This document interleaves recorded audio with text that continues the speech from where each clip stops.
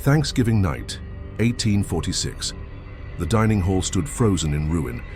Candles guttered in their brass holders, shadows jerking across the walls. Silver platters lay overturned, goose fat spilling across linen, mingling with streaks of blood. The air reeked of smoke and seared flesh, heavy as a funeral pyre.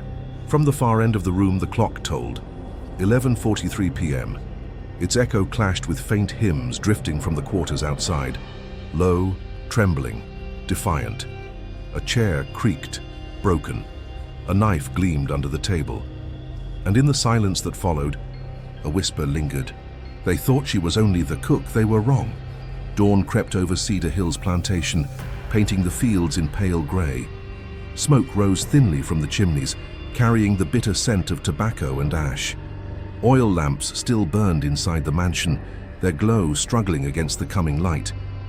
From the slave quarters, the clinking of chains echoed like mourning bells. The estate looked proud from a distance. Columns, balconies, wide porches, but up close the plaster crumbled, shutters sagged, and rot gnawed at the beams. A house still standing, but not for long. Elias Turner bent low over the frost-cracked earth, pulling weeds with stiff fingers. His beard was white, his back bent like an old tree in storm winds. He never spoke unless spoken to, never lingered, where voices turned sharp. Still, he noticed everything. A voice called softly from the kitchen door. "Elias, you hear the chains again?" He straightened slowly, turning toward Martha Bell. She was young, her dress rough, her eyes fixed always on the ground as though daring not to look at the world. "They never stop," Elias muttered.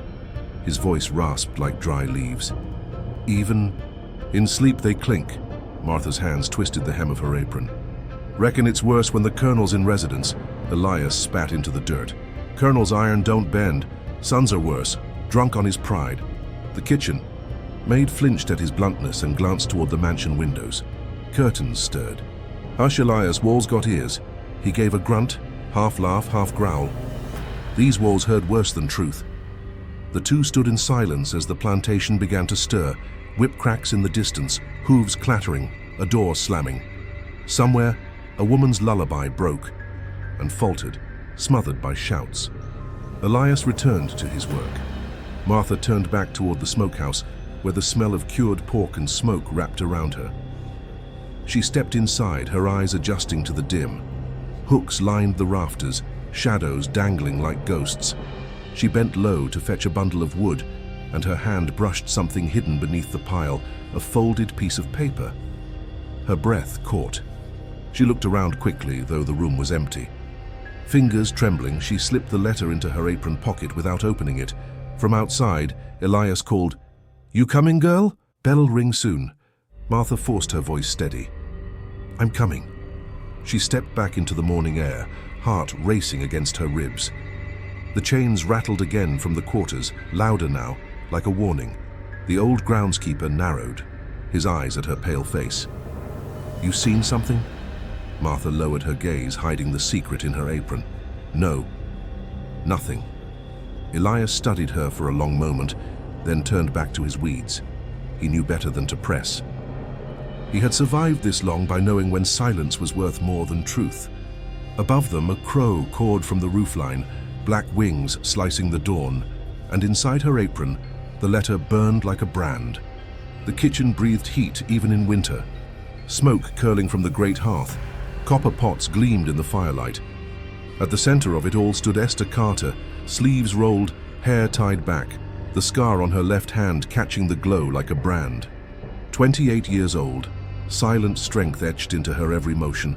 She stirred a pot without looking at it, humming low, a half-remembered lullaby. The notes quivered, broken in places, as though missing words only she could recall. A girl's voice echoed from memory.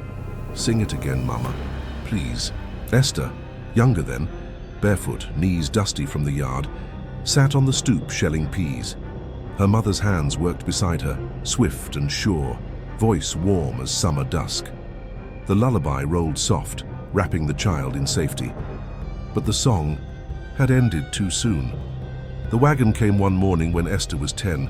Her mother was dragged to the road, wrists bound, face set hard to keep from breaking. Esther clung to her skirt, crying, until a whip cracked near her ear. She remembered her mother's last hum as she was pulled away, a fragment of the lullaby swallowed by hooves and dust. The kitchen fire snapped, dragging Esther back. Her hand trembled as she lifted the ladle, and the old scar burned. Years ago, oil had spilled from a boiling pot onto her skin. She had cried then, but her grandmother only pressed a cloth against it and whispered in her ear, "Food is life, child." But it can also be death. Those words had stayed. More than comfort, they were seed and prophecy. Outside the kitchen door, boots clicked sharp against the wooden floor. The voice that followed was smooth, practiced, laced with command. "Miss Carter, Colonel Jonathan Harlan, Master of Cedar Hills." Proud Virginian, tall and broad, beard trimmed neat, coat pressed. His face wore the mask of charm, but his eyes, grey and cold, cut through pleasantries. Esther lowered her head. "Yes, Colonel." He strolled into the kitchen, sniffing the air like a man appraising wine. "The governor's coming for supper next week. I trust the table will honor this house." "It will, sir. You've a talent. One day, if not for your blood, you might have served in Richmond itself." His tone was kind, but the barb was sharp. Reminder of chains invisible, but unbreakable. Esther's mouth stayed closed. Silence was her shield. The colonel moved closer, eyes settling on her scar. He reached as if to touch, then stopped, smiling faintly. "You bear your work. A mark of loyalty, perhaps." Behind him, laughter thundered down the hallway. Samuel. Harlan strode in, boots muddy, saber swinging from his belt. 25, returned from Mexico with medals pinned and arrogance thick as smoke. He tossed his gloves on the counter without care. "Father, I'd sooner march with starving soldiers than eat this swill again," Samuel sneered, pointing at the stew. The colonel chuckled. "You'll hold your tongue. Miss Carter's cooking kept this house standing when half the county crumbled." Samuel leaned close to Esther, eyes glittering. "That true? You keep us alive, girl?" Esther met his gaze for one heartbeat, then dropped her eyes. Samuel grinned cruelly. "Thought so." He drew the saber, stained faintly along the edge. He slammed it down on the table beside her pot. "See this? Took a man's belly open south of the Rio Grande. He squealed like a hog. Ever seen that, cook?" The blade gleamed in the firelight, red etched into steel. Elias Turner shuffled past the doorway, pausing to mutter, "Boy always did love the sound of pain." Samuel whipped around. "What's that, old man?" Elias bowed his head quickly. "Only saying the steel's sharp, sir." Samuel smirked, satisfied, and sheathed the blade. "Damn right it is." The colonel's hand rested heavy on his son's shoulder. "Discipline, Samuel. Even steel must be tempered. Remember that." Samuel laughed. "I'll temper it when—" "Aye, please." The colonel's smile thinned. For a moment, father and son stared, pride mirrored and sharpened. Then Samuel turned away, humming mockingly. When they were gone, Martha Bell crept in, eyes wide. She whispered, "He put the saber on your stew, Esther, like it was nothing." Esther stirred the pot, voice low. "Men like him think blades make them gods." "You afraid?" Martha asked. Esther paused, ladle poised mid-air. "I was afraid once when they took my mother, when the oil burned my hand." Her scar caught the light again. "Now I just remember." Martha frowned, not understanding. Esther only hummed the broken lullaby, soft and steady. The sound filled the kitchen, mingling with smoke, clatter, and silence. Elias, still at the doorway, closed his eyes. "That song, ain't heard it in years." Esther didn't answer. The words were gone, but the tune remained, carrying grief and promise. Outside, chains rattled. The plantation stirred under the colonel's rule, his wealth built on blood and smoke his sons raised in cruelty. And in the kitchen, the cook's scarred hand stirred fire into silence. Night at Cedar Hills was never fully dark. Lanterns swung outside the mansion. Patrol torches burned along the road, and the moon cast silver across the fields. In the slave quarters, shadows gathered around a small fire where a hymn had just ended.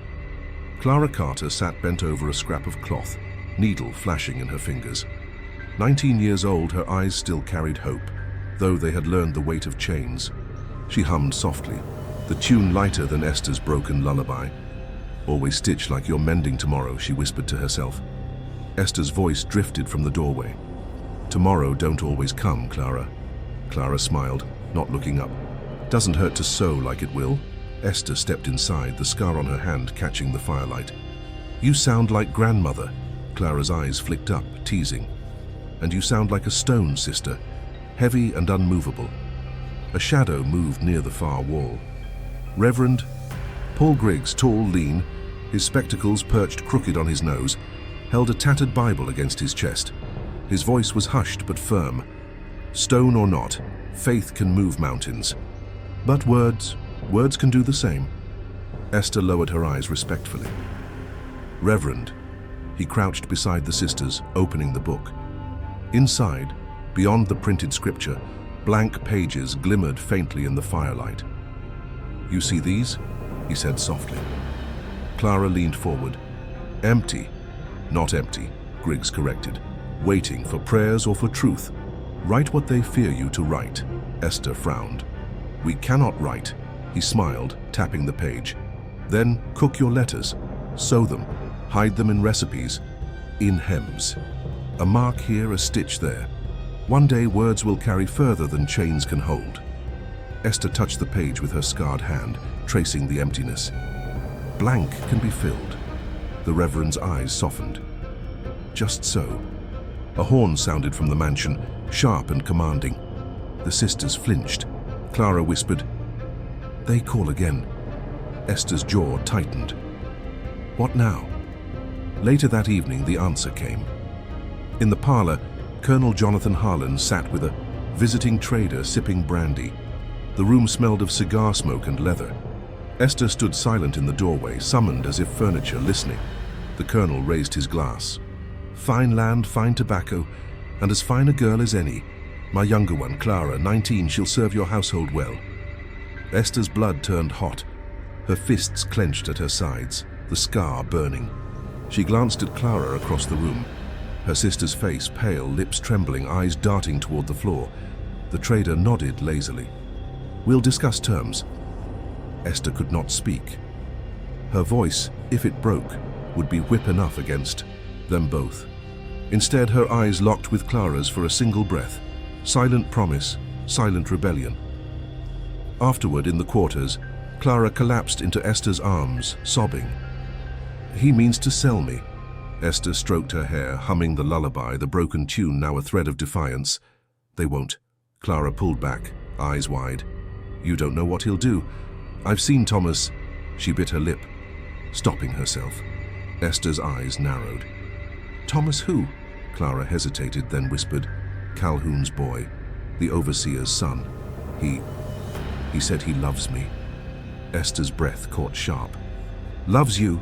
Clara's face flushed, torn between shame and longing. He meets me by the smokehouse, only words, only hands touched. Esther seized her sister's chin, forcing her eyes up. His love is a noose, Clara, don't you see? He'll pull you into the same rope his father holds. Clara's tears fell.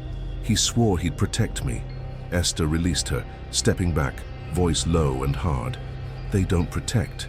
They own. Remember that. Clara wept quietly, clutching the hem of her unfinished seam. From outside, Elias Turner moved past, carrying a lantern. The light caught his lined face, the steadiness in his eyes. For a moment he paused, looking through the doorway at Esther.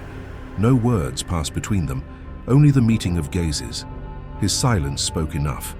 Ally, watcher, witness. Esther nodded. Once, the smallest of gestures, then turned back to her sister. Keep your stitches, Clara, keep your song. But when the time comes, hold fast. Tomorrow don't always come, but fire does. The lullaby hummed again, this time stronger, braided with Clara's trembling harmony. And in the shadows, Reverend Griggs closed his Bible, whispering, Let them sell bodies, words and songs, they cannot chain forever. Rain slicked the dirt yard, turning it to mud beneath the hooves of restless horses. Whiskey fumes drifted from the stables where Thomas Calhoun leaned against a post, bottle in one hand, whip in the other. His coat was torn, his eyes bloodshot. He was a man who carried cruelty like others carried tobacco, always ready, always burning. Clara stood frozen in the doorway, clutching a basket of cloth scraps. "Come here, girl," Calhoun slurred, his grin crooked. "I was sent to the big house," she whispered, stepping back. He caught her wrist before she could turn. "House can wait. Overseer calls first," she struggled. "Please, Mr. Calhoun." Samuel Harlan emerged from the shadows, saber at his hip, laughter spilling from his lips. "Don't fight him, Clara. Man just wants a bit of fun." Clara's breath came sharp, her eyes wide. "Sir, I beg you." Samuel leaned against a stall, amused. "Beg louder. Maybe I'll teach you how the army deals with women." The whip cracked in Calhoun's hand, snapping close to her face. She cried out. From the doorway, Esther burst in, scarred hand clenched tight around a wooden ladle, face set like stone. "Let her go," Calhoun sneered, taking a swig. Well, the cook plays soldier." Samuel clapped his hands, laughing harder. "This is rich. The kitchen mouse thinks she's a lion." Esther stepped forward, voice low and steady. "How you touch her again, I'll put you in the fire myself." Clara gasped. "Esther..."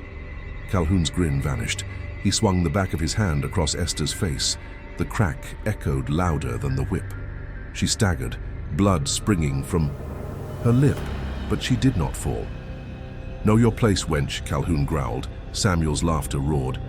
"Look at her stand. Maybe she's a lion. Break her, Thomas."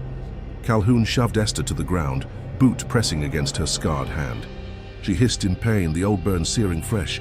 "See that?" Calhoun spat. "Fire already took her once." Clara screamed, throwing herself between them, but Samuel caught her arm, pulling her back. "Not so fast, sweet dove. Father has other plans for you. Trader's already made his offer." Esther's eyes locked on Clara's terrified face, then on Samuel's smirk, then on the boot grinding her scar. "If fire can burn me," she whispered through clenched teeth, "it can burn them." The words hissed like sparks into the dark. Footsteps thundered from outside. Colonel Jonathan Harlan entered, cloak dripping rain, cigar clenched between his teeth. His eyes took in the scene. His overseer drunk, his eldest son laughing. Clara, trembling, Esther bloodied in the dirt. "What is this circus?" the colonel barked. Samuel grinned. "Just teaching your cook respect." Esther forced herself to stand, blood on her chin, her voice cut clear. "Your overseer dragged Clara." Your son laughed. The colonel's gaze hardened, but his lips curled into a cruel smile. He stepped close, looking Esther up and down as though she were a cracked pot. Then, with sudden rage, he spat at her feet. "A cook is nothing but a chained hand. Remember that." The spit sizzled as it hit the lantern-lit mud. Esther didn't answer. Her silence was a vow. The colonel turned sharply to Calhoun. "Get her cleaned. Trader comes for the girl in 2 days." Clara sobbed, clutching Esther's arm. "No, please, not me." Samuel shoved her away, humming a mocking tune. "You'll fetch a fine price, sister. Think of it as charity for the estate." As the men filed out, laughter and boots fading. Into the rain, Esther wrapped her arms around Clara, whispering the broken lullaby into her hair. From the quarters, voices rose, servants whispering in chains. Lullabies sung louder than the storm. Songs trembling, angry, defiant. The fire in Esther's scar throbbed. The seed of revenge had taken root. The air in the quarters grew heavy with whispers, each night pulling tighter around Esther like a noose. Clara lay restless, murmuring in her sleep, while Esther sat awake by the dim glow of a dying ember, the iron ladle across her lap. Her scar traced its handle as though it were a relic, a thread to her mother's vanished hands. Food is life, but it can also be death. The words echoed again. By day, Esther slipped into the small hut at the edge of the fields, where Mary Ellen lived. The midwife's hands always smelled of earth and bitter root. Her voice was cracked but strong, carrying secrets from one generation to the next. "You asking for herbs that kill," Mary Ellen said, setting jars on the table. Dried leaves rustled like paper shrouds. "I'm asking for freedom," Esther answered. Mary Ellen studied her scar, then the iron ladle Esther carried. "Freedom comes in many tastes, some sweet, some bitter." She crushed a handful of herbs between her fingers. The smell was sharp, acrid. Slip too much, they choke. Slip too little, they only sweat. Esther leaned closer. "Teach me to balance Mary Ellen held her gaze. Balance ain't safe. Balance is a knife's edge. That evening, Jonas crept into the kitchen. 14 years old, thin as a reed, his eyes too old for his face. He carried hymn books tucked under his. Arm Reverend says I should pass these, Jonas whispered. Esther took one. Her fingers traced the margins where faint marks had been made. Recipes altered, letters hidden in flour measurements and spice names. Jonas grinned faintly. No one looks inside hymnals, not even the colonel. Esther's hand rested briefly on his shoulder. You carry words safer than gold, boy. Keep them close. I ain't afraid, Jonas said, though his voice cracked. You're always afraid, Esther corrected softly. That's how you live long enough to matter. Rebecca. Harlan drifted through the hallway days later, pale as milk, her silk gown trailing like smoke. Opium dulled her gaze, yet her lips still shaped truths no one wanted. She paused in the doorway of the parlor where Esther polished silver. Cook, Rebecca murmured. Esther bowed her head. Mistress. Rebecca's eyes flickered over the tarnished knives. Her voice floated as if from a dream. Blood will drown this house. I see it in the mirrors, in the fire. Esther froze, hands still. Rebecca smiled faintly, leaning against the doorframe, pupils wide from the drug. They laugh now. They'll choke later. Then she drifted on, humming a half-song that dissolved into silence. Midnight came heavy. Elias Turner moved barrels of oil across the yard, rolling them toward the back of the kitchen where shadows thickened. The moon cut sharp across his face, sweat gleaming. Suddenly, light spilled across the yard, a lantern swinging. Who's there? Calhoun's voice barked, thick with whiskey. Elias froze, crouching behind the barrel. The lantern beam swept closer, dust motes dancing like sparks. He held his breath. The lantern passed within feet. Calhoun muttered and stumbled on, grumbling. Curses into the night. Elias exhaled slow, the sound of chains in his chest. From the shadows, Esther whispered, Old trees bend, Elias. Don't break. Elias gave a short nod and vanished into the dark. Another night, Jonas slipped into the cellar, clutching hymn books close.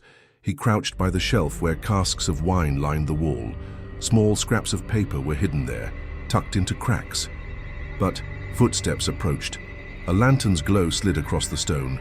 Jonas's heart thundered. He darted behind the barrels just as Calhoun descended, bottle in hand.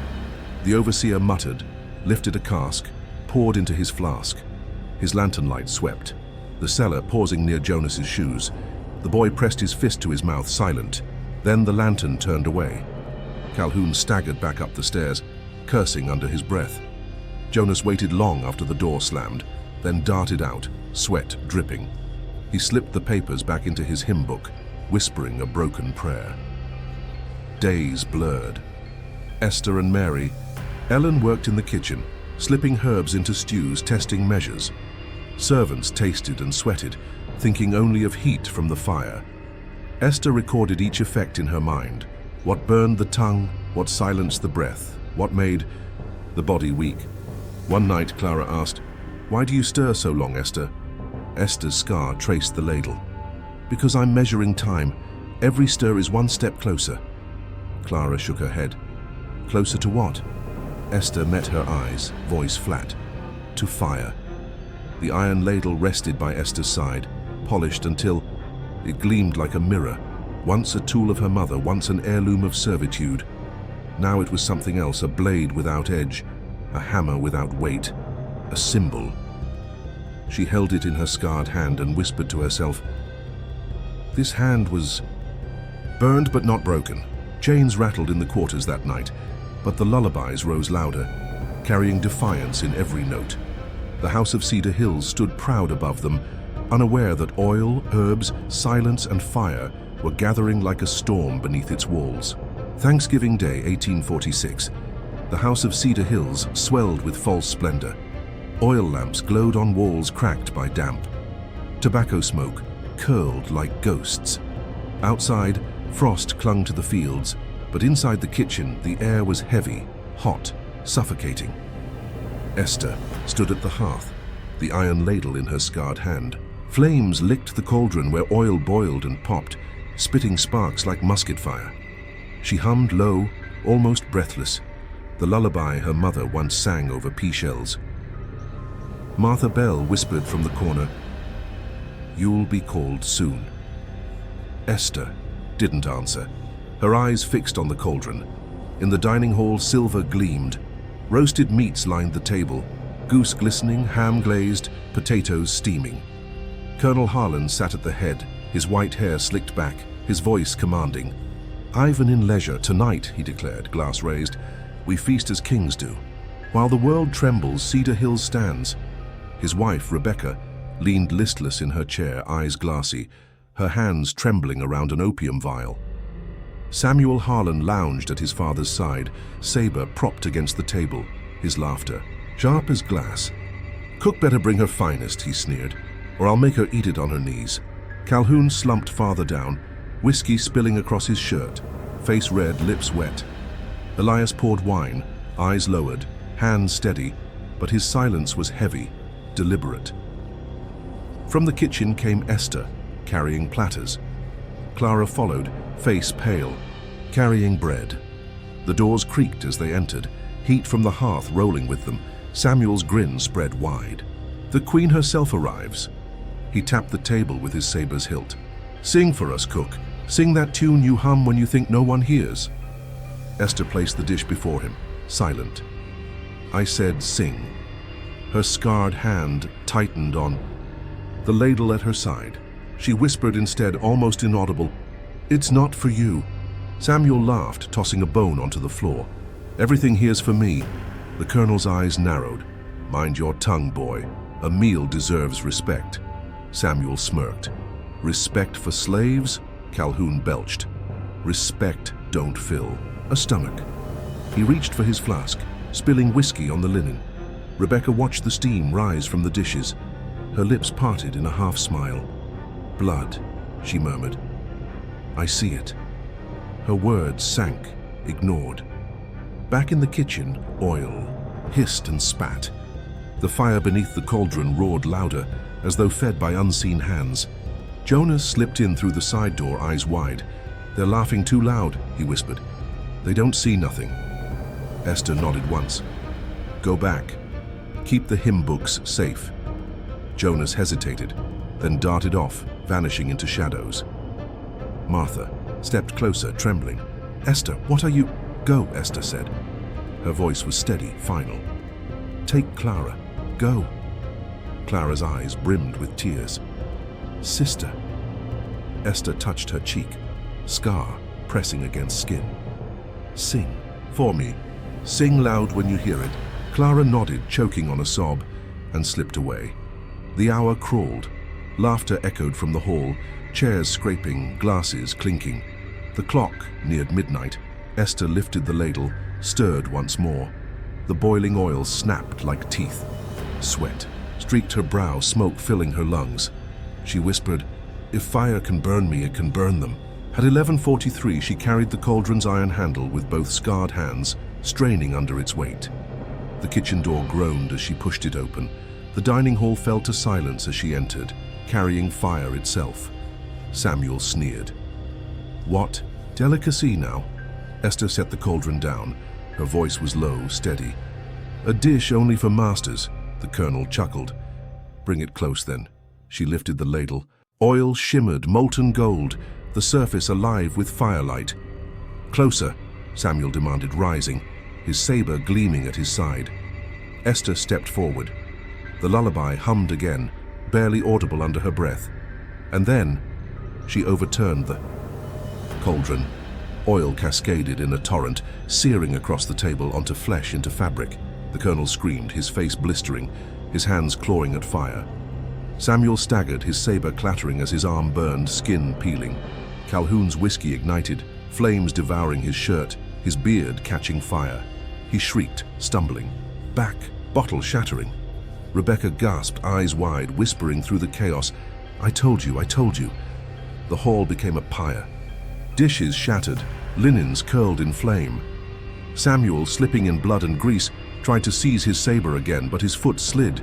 He crashed onto the floor, face slamming against tile slick with oil.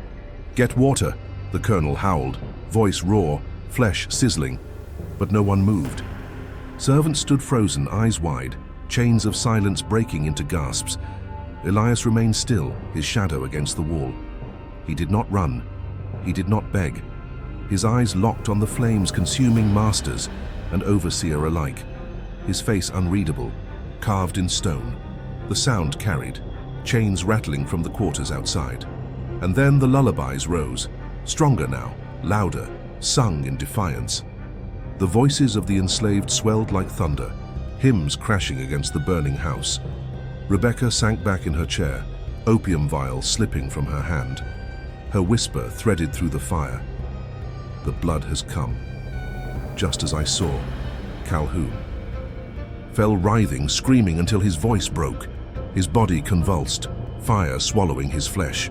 Samuel crawled toward the saber, eyes wild, teeth bared. Esther stepped back, the ladle in her hand still dripping with oil. Their eyes met, hers cold. His frantic. He slipped again, face hitting blood, and his voice choked to silence. The colonel collapsed against the table, half his face burned to ruin. He reached toward Esther, hand trembling, clawing the air. His lips spat through smoke. You... chained. Hand... Esther's voice was steady, the lullaby gone. Not chained anymore. The fire roared higher, consuming Cedar Hill's proud walls, turning portraits and velvet to ash. Outside, the enslaved gathered, their hymns turning to cries, chains rattling as fists beat time against wood and iron. Clara clutched Jonas's hand, both staring at the glow of the firestorm rising above the house. Inside, Esther stood in the inferno, ladle gripped, watching the empire of cruelty drown in its own oil and flame. The clock struck midnight, and the screams of Cedar Hills carried into legend. The fire consumed Cedar Hills until dawn. What remained was blackened timber, stone chimneys clawing at the sky, and the stench of flesh and ash. By noon, word had traveled beyond the plantation. In Richmond, the newspapers carried the obituary of Colonel Jonathan Harlan within days. An esteemed man of honor, one read, a Virginian of noble blood, struck down in a most unnatural rebellion. At the plantation funerals, planters in dark coats murmured condolences. Women dabbed handkerchiefs, the air smelling of lilies and tobacco. Few spoke of Calhoun by name, though whiskey on breath clung to his memory. Jonathan was a pillar, one planter whispered. If a man like him could fall, none of us are safe. Another nodded, clutching his cane. His cook, can you imagine? Poison in our kitchens, fire at our tables. Widows trembled, clutching pearls, eyes darting to their own servants with fresh suspicion. The panic spread faster than the fire. Landowners convened by lamplight, voices hushed then raised. We must strengthen patrols, one barked. Double them, triple them. Pass stricter laws. Reading, writing, gatherings after sundown, end them all. The women fear their own cooks. We cannot allow comfort to turn to poison. They drank heavily, hands shaking, imagining Esther's scarred hand in their own dining rooms. Chain them tighter, a young master growled. Chains are mercy compared to fire. Reverend Griggs heard whispers of these meetings, his jaw set hard. Each night he hid the hymn books deeper, each candle lit lower. In the quarters, voices told the story in hushed tones. She poured fire on their heads. She walked through the flames and did not flinch. Chains broke when she hummed that song. Children stared wide-eyed. Women sang her lullaby, while rocking babies, their voices steady as iron. Jonas hummed the tune when no whites were near, the notes soft, secret, dangerous. Clara sewed at night, fingers trembling, whispering Esther's name with every stitch. Esther fled into the swamps, ladle still clutched in hand. For 3 days, she lived on roots and silence, moving through water thick with reeds. Hounds tracked, her voices shouting across the marsh. On the 3rd night, lanterns surrounded her. Calhoun's men were dead, but others came, patrollers with rifles, their dogs snarling. She stood knee-deep in black water, the moon behind her. "Drop it," one shouted. She lifted the ladle's scarred hand steady. For a moment it looked like a weapon, gleaming silver in the moonlight. Then she let it fall into the swamp. They bound, her wrists in iron. Richmond, December 1846. The courthouse smelled of pine tar and sweat, the gallery crowded with planters and curious citizens. Esther stood shackled, her head high. The prosecutor's voice rang sharp. She conspired, she murdered, she betrayed her station. Murmurs filled the room. Reverend Griggs rose from the benches, voice breaking. She cooked to live. She bore chains you never saw. If justice is blind, silence, the judge snapped, gavel cracking. You will not defend treason. Griggs sat, fists trembling, eyes fixed on Esther. A planter's wife in the gallery whispered, "Look at her, not a tear." "She's not a woman," another hissed. "She's a flame in flesh." The prosecutor paced. "Do you deny it, Esther? Carter, do you deny you burned this house, killed your master, slaughtered his kin?" Esther's lips did not move. "Answer." The judge leaned forward. "This court demands a word." Finally, Esther lifted her head. Her voice was low, steady, cutting through the murmurs. "I cooked for kings," she said. "Now I feast with ghosts." Gasps rippled through the room. The judge banged the gavel. "Enough. Sentence is death by hanging." January's frost bit hard. Crowds gathered in Richmond Square, boots crunching on ice. The gallows loomed, rope swaying in the wind.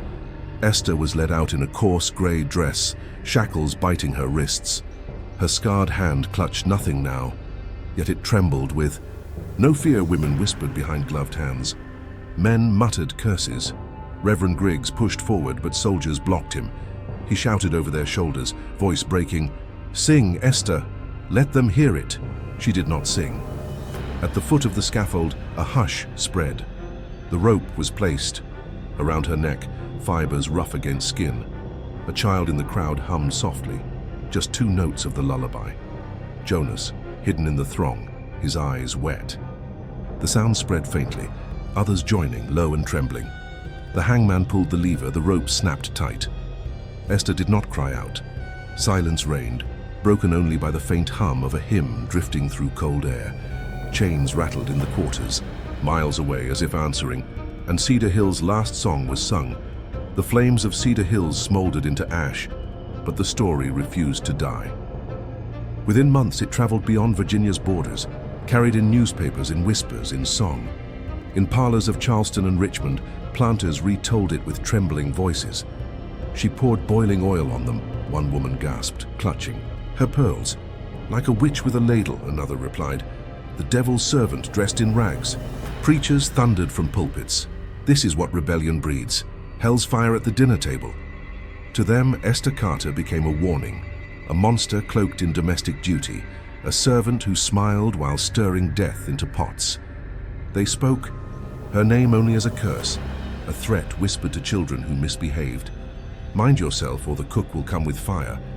Her lullaby was twisted into a mockery, sung in taverns with jeers. To the powerful, she was not a woman but a shadow, a reminder that chains could snap and hearths could burn. Among the enslaved, yet in the quarters, behind closed doors, her name rose differently. Esther Carter became more than flesh. She became fire itself. She bore scars and still struck them down, they whispered by candlelight. She turned the master's feast into his funeral. Mothers hummed her lullaby while rocking babies. The tune softened, sweetened, until the notes no longer spoke of fear, but of defiance.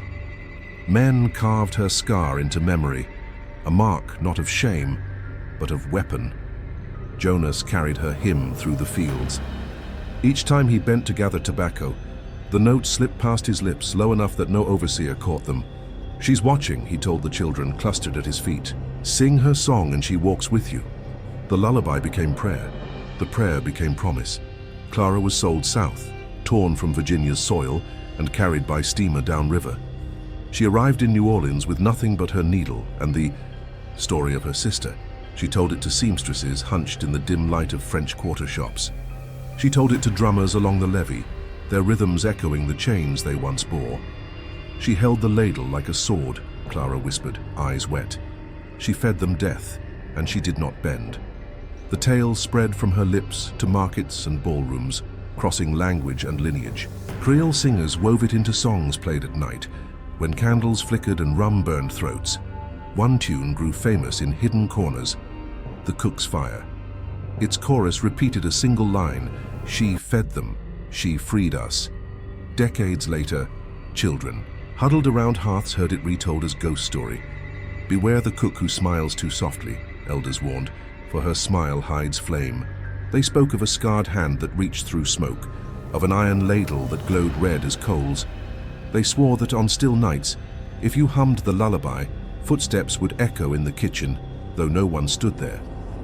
Some swore they saw her shadow in the corner of their eye, moving between firelight and darkness, and children shivered. But beneath the fear was wonder, oil, fire, lullaby, ladle. These became Esther's legacy, burned deeper than any obituary.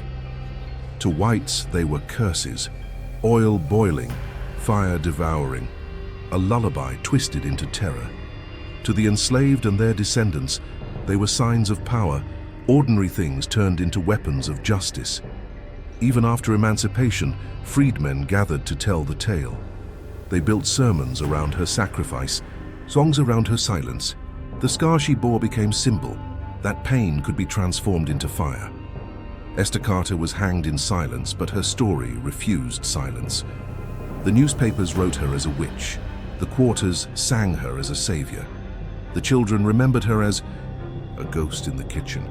And somewhere in the spaces between hymn and whisper, between fire and lullaby, she became legend.